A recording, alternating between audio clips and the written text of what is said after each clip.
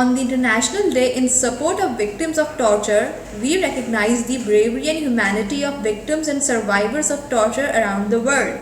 The absolute prohibition of torture is a human right enshrined in international law. Article 5 of the Universal Declaration of Human Rights says, "No one shall be subjected to torture or to cruel, inhuman, or degrading treatment or punishment." However, we continue to see governments using torture and other violations of human rights as tools of ongoing repression against political opponents, members of minority groups, and marginalized population and human rights advocates. SARIM condemns torture wherever and whenever it occurs and strongly urges governments to abide by their international obligations and end impunity for these crimes.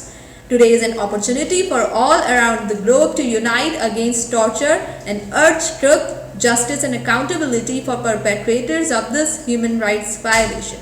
Thank you. Hello, I am Kalyani and I extend my support for the United Nations International Day for the support of victims of torture. Torture is against civilization and humanity. It denies human dignity and it creates a long-term psychological impact on the victim.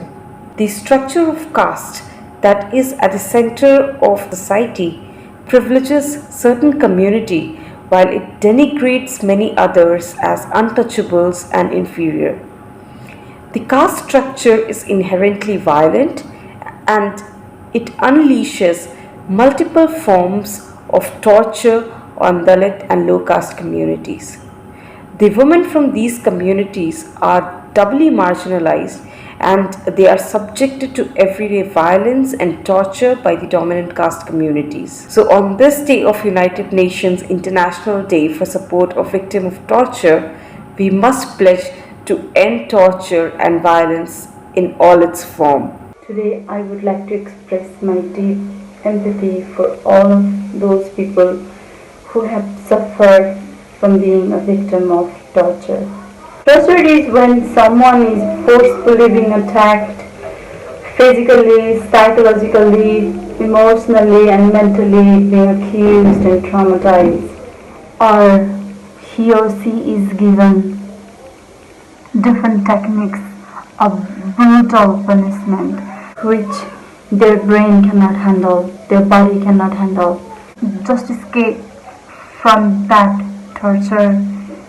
Sometimes innocent people commit their crimes even though they are innocent.